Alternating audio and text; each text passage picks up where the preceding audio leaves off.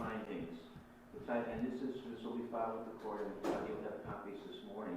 I'm going to just take me a minute to read them into the record. Again, these are my subsidiary findings following jury waived trial. 1, paragraph 1, I find that my expressed reasonable doubts about the reliability and bias of the FBI investigation before me are not in any way directed to or attributed to the Massachusetts Assistant Attorney Generals who skillfully and responsibly presented this case, Assistant Attorney General Mr. Cohen and Mr. Mazzone, nor to any person at the Massachusetts Attorney General's office nor their supervisor. 2, neither do I attribute to the Assistant Attorney Generals Cohen and Mazzone my expressed reasonable doubts and skepticism about the limits imposed on FBI Special Agent Joseph Rand's investigation by others at the FBI or others at the Justice Department officials into the circumstances of the assault and beating of Mr. Cumbie and 3 others who accompanied him to Maidenville's bar and restaurant, resulting in his serious and permanent injuries, and the investigation which followed by Springfield police.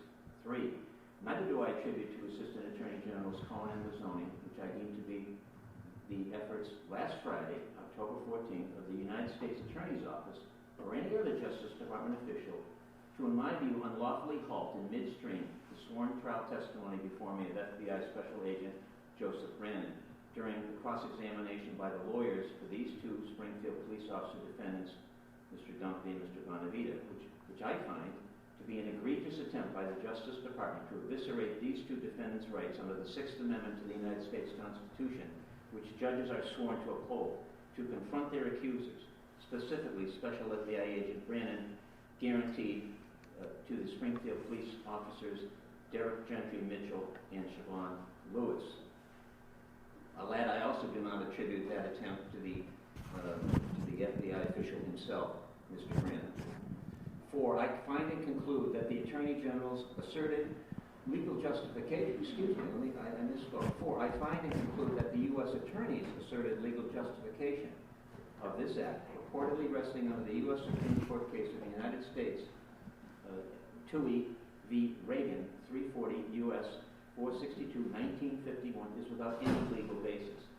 Neither the Justice Department nor the Attorney General has been able to cite and provide me with a single trial court or appellate court decision issued in the 72 years since the Supreme Court handed down its decision in Toohey in 1951, authorizing or permitting the Justice Department to suddenly and without advance notice or explanation and without any stated reasons or rationale withdraw the Justice Department's previously given consent to an FBI agent or to any other Justice Department employee in the middle of that Justice Department employee's testimony in a criminal trial, based solely on the Justice Department's view that this FBI agent's testimony is not material to the case.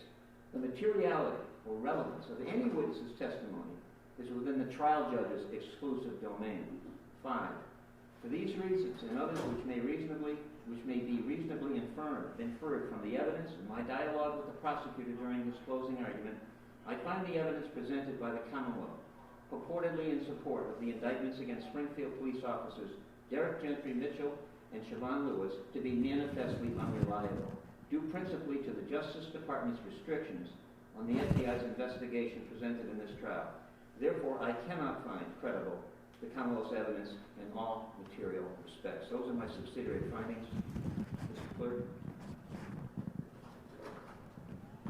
Yeah, this will be marked for identification. It will be marked as J for identification. I call it K for identification. Right.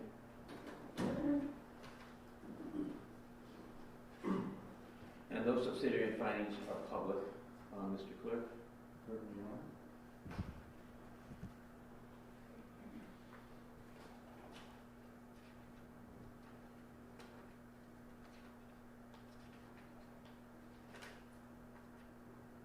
Mr. Clerk, please. Publish it. Ms. Lewis, Mr. Gentry Mitchell, please stand.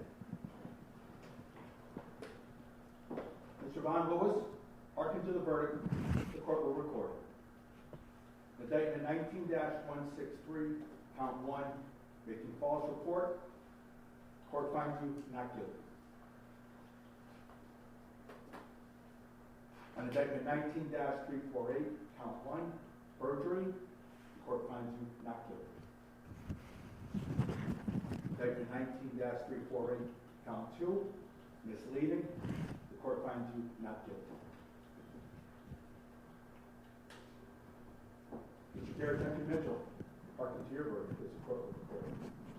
Regarding indictment 19-164, charging making false report, the court finds you not guilty. Indictment 19-345, perjury, the court finds you not guilty. Indictment 19-345, count 2, misleading, the court finds you not guilty. Thank you. Thank you, Your Honor. Thank you. Anything further? I don't have anything further. Thank you. Thank you. Unless you're held any other matter,